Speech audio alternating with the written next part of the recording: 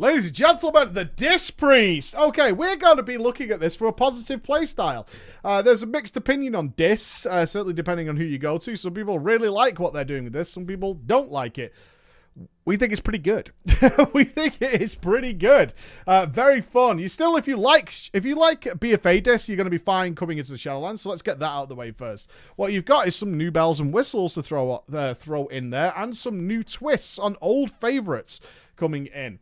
So we all know how Dis works. You're going to apply Atonement. You're then going to do DPS. That's going to heal people. And then you have these backup spells to heal them all, like, you know, shadow stuff. So we've got more shadow stuff, all right? One of the bigger problems that Dis runs into is that if it's got nothing to attack, you end up sort of spamming Shadow Mend until the end of time, and it's a little tedious, a little annoying. So what they've done is mixed in some new stuff. Now, I did just say not attack, and I know this goes against that, but give me a second. We have Mind Blast and Mind Seer now. Does nothing for Holy.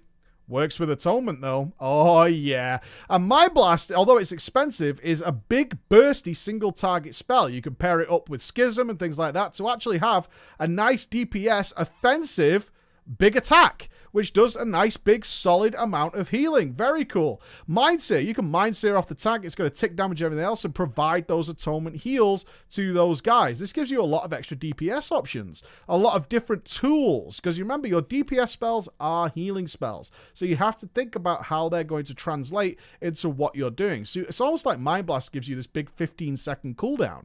It's really quite cool. Now, Shadow Covenant. So, Shadow Covenant has existed in the game before, but no longer is it going to do that healing absorb debuff, which is a little bit irritating and almost made you feel like I don't want to cast this, or it's going to be annoying, or I'm going to have to cast this in an emergency, and then I'm going to have to try and fight my way back.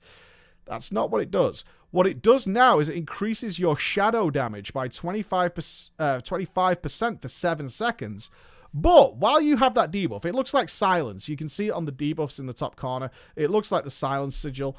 It won't let you cast any holy spells. Yikes! No, not so, because we have these new shadow spells. We have Mind Blast and Mind Seer to fill in that space. We have options in there. So you do still have this negative effect from resorting to Shadow Covenant, but we have tools to get out of it and deal with it in a reasonable way. So you can almost set up for being silenced. You can actually plan that out, because you're not silenced, although it looks like silence. You're just locked out of holy spells temporarily for casting that Shadow Covenant. So it makes a fun interaction and a little emergency that you could deal with. You're going to pump out the Shadow Covenant, then you're going to move into Mind Blast and Mind Seer to fill the time, and then come back to your usual holy setup. Very, very nice. Light's Caress is a new talent that makes your Power Word Barrier heal a target when they enter and heal again when the effect expires. Adds a little bit of utility for people running in, running out, and doing all that nonsense just to provide a little bit of extra. I'm sure many of you will be happy with that. We're happy with this. We think it's okay. We think it's pretty decent. We are going to be paying attention to this Night Fae Covenant ability that's coming. The Bastion one, not too good.